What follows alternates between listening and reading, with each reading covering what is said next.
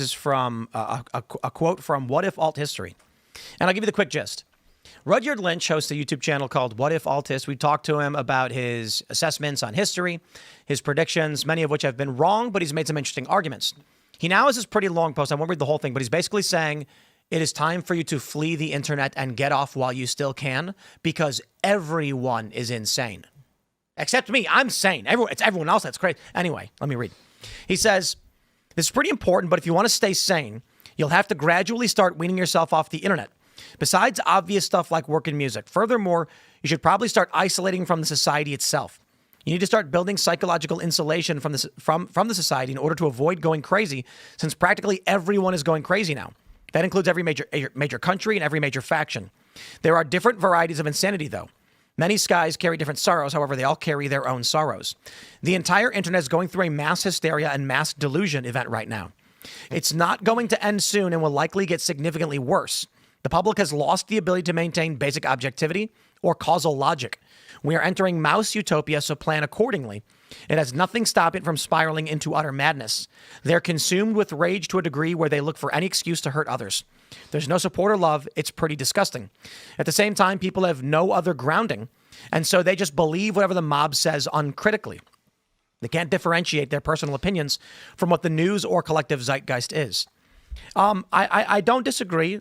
Largely, but who wrote this? This is a WhatIfAltHist. He's a YouTuber, and he's like a young guy who researches history and talks about history. Like, if you want to keep your sanity, and then writes a 5-paragraph saying, screed about how everyone's gone crazy and the world is ending and you got to get out. I don't even disagree with it. Look, I deleted X off my phone like 2 weeks ago. I wanted to do it for a week, see if I felt differently afterwards. Got done with the week. I don't know if I felt like marginally very different. I noticed that my attention span had returned at least somewhat better than normal, and I just left it off my phone. Like if I want to tweet something, I have to physically go to a computer to do it, which is not always, available and in front of you. But the arguments that you find yourself like looking at when you come back to it seem so much more ridiculously stupid when you've taken a period of time away where it's not in front of you every 2 to 3 minutes. A lot of times you don't even realize how much you check an app until you actually get away from it for a period of time. And that amount of kind of distance and perspective on the matter kind of makes it easier to understand that, yeah, a lot of people are, at the very least, if they're not arguing about something crazy, spending that much time arguing about something that's not going to impact your actual life is crazy. Here's how I feel about what he said. This is an image of the Iran-Israel 12-day war, Trump calls it, with a single UAE flight going straight over Iran. And someone commented someone wasn't monitoring the situation, to which Patrick Blumenthal replied, quote, I deleted social media and stopped reading the news, and honestly, my mental health has been so much better. Yeah, but okay, so you don't delete social media. Does this change your life? If you in the don't suburbs... fly into a rocket and get your aircraft blown up and die. But the average person isn't flying on a regular basis, and this is such an isolated incident that for the average person who works 9 to 5 every day, goes home and goes back and does the same thing. And the risk is, in this regards, while I don't disagree with him on everyone is going crazy and society is breaking down, not following it, I would argue watch it, but watch it critically and maintain a barrier between it. I think you have to be smarter than you used to be able to operate in society, and people just don't like that. They're like, why can't I just be crazy all day and read a bunch of crazy? Because you're dumb. What's going to happen is if you ignore this and say, I'm not going to pay attention anymore, one day there will be a group of angry people outside waving a flag you've never seen before, screaming and throwing bricks at your house and you're in your neighborhood, and you're gonna be wondering I have no idea why they're mad. And then they're going to threaten your life, and you're going to be like, "What is going on?" Wait, that's what would happen if you delete social media. Indeed. Are you familiar with the two cops that got shot? Two cops got shot over the weekend by armed leftists one of them was hiding in the woods. They lured the cops out, and then a guy shot the cop in the neck. And so the people who aren't paying attention to what is actually happening on the streets, be it left or right or whatever you want, you're going to be that person bumbling down the street. There's going to be a group of people wearing masks. You're going to be like, what is that? And then a guy's going to jump out of the woods and scream some phrase you've never heard before. They're going to, think about the things that the left says, like anticapitalista. And you're someone who doesn't follow the news, and you're going to be like, I have no idea what that means. And then they're going to shoot you. And okay, I guess. You're not paying attention. You have no idea what's going on. Or you live in a place where those people would never be because you don't have social media, so you move to the middle of nowhere. And to be fair, That's actually what he argues. Yeah. Rudyard's saying get out of society and go out. And the challenge I have for that is watching our home be destroyed. And the argument from Rudyard is plug your ears, shut it down, and leave. It's too late. The upheaval is happening, and your home is gone. And to your point, like you can't always, people are like unplug and kind of touch grass, but like on the way into work today, there's this guy in a town kind of on the way to the office who always stands outside with his anti-Trump sign in Charlestown. And today he had like a sign with a swastika on it. And then across the street are two kids who have like Panera Bread, and the kid with Panera Bread throws it at him. And I'm like, I'm not on Twitter. I'm just driving to work. And I'm like, huh. Yeah. Okay. I mean, look. Well, there was a video someone was showing me of this guy. There's a group of people that routinely go to Charlestown in West Virginia, and they protest. And there was some young guy screaming in his face and mocking him. There is a degree of insanity just happening on the streets. There's no purpose. There's no national identity. There's no solid mission. And so, what are you but a listless young man? And there's no consequences either. So this manifests for some people in making fake videos on TikTok where they accuse politicians of nonsense. Or my favorite is they make fake debates between people because they get views, and they do it. The AI slop is getting crazy. And then what does the left do? People used They to go shoot people. Like making fake videos is kind of just the modern version of like a rumor, right? Because in the olden days, people would just say something about somebody and people would believe it. And That's true. it would be fake, but like there was no social media. Yeah, but and the same thing with like all the crazies, like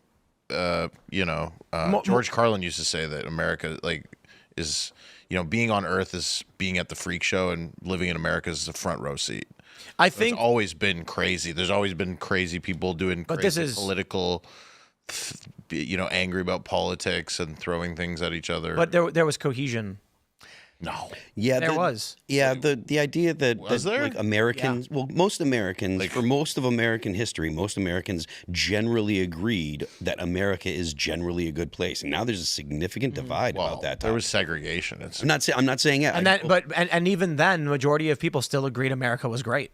Like even when you look at like how immigration has changed now, but the people who would talk about it would say, look, when it was mostly legal immigration, the people that would come here, they believed in the American identity and they wanted to share values with people that were born here. Whereas now there's divides on just about every issue that all come back to the concept that one side really, really hates America and finds it to be, the oppressor of the rest of the world with the original sin of slavery and stuff like that. And there's a whole generation of people now, along with older boomers and Marxists, who don't see us as a redeemable country. Well, it's because of the academics that create all the, new terminology and things, because they're trying to figure out why everything's the way it is. But then for some reason, politics is now taking what academics are saying and making policy, which isn't necessarily like not effective. It's not like they're just people who are academics' job is to talk about things and try to make sense of them, but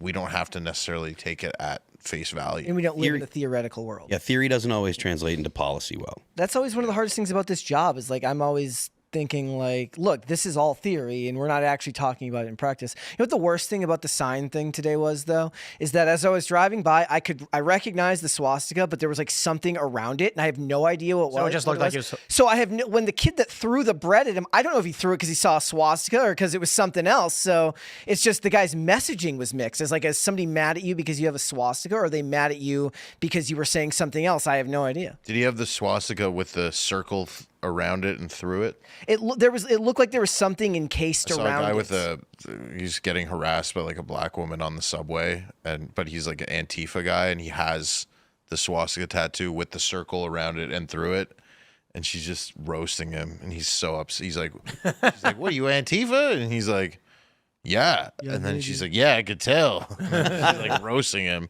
He's so embarrassed. But I mean, It's supposed to be 3 arrows. I've seen That might have been that what on it a was. Tesla as well. It's called a strike through. Okay, that might have been what I saw. So But there was a moment when that guy got that tattoo where it was just a swastika. The It was a 5 minutes where he's like, okay, I got to reload the pen. the guy's like, oh, my arm. Don't take any pictures yet. Best 5 minutes of his life. The guy's like, my arm cramped up. I can't finish it today. I mean, it's a big tattoo. We're gonna have to come back tomorrow, and actually, I'm not around tomorrow. It's gonna have to be next He week. gives him a turtleneck to wear home. That would be the best. Why would you get a swastika tattooed on you for the purpose of then putting a line through it? Why It'd don't be you a just great prank, though, to get an Antifa person to come and do that exact tattoo and then just have the guy leave. Like, lock them in the room, start Right, taking later. pictures. That actually would be a really funny prank where it's like, hey, we will pay for a tattoo. Like, you go to an Antifa guy and you pitch him on this, and I'm not even half kidding. I'm like, this would be a fun What thing. about to an film. ad? Be like, Yeah, and be like, free free Antifa tattoo. And then we'll be like, we'll show him it's going to be a swastika with a strike through. Do you want this tattoo? Okay. Then he does the swastika and says, okay, we're going to pause here. And it's just a big swastika. And he's like, but you know, we're going to start filming again 1 week from today. So we'll see you then. Sorry. Then you know that there's, Kanye comes in and goes, you're punked. my brother made this joke a while ago about how you could go to these protests and slap Trump stickers on people's cars.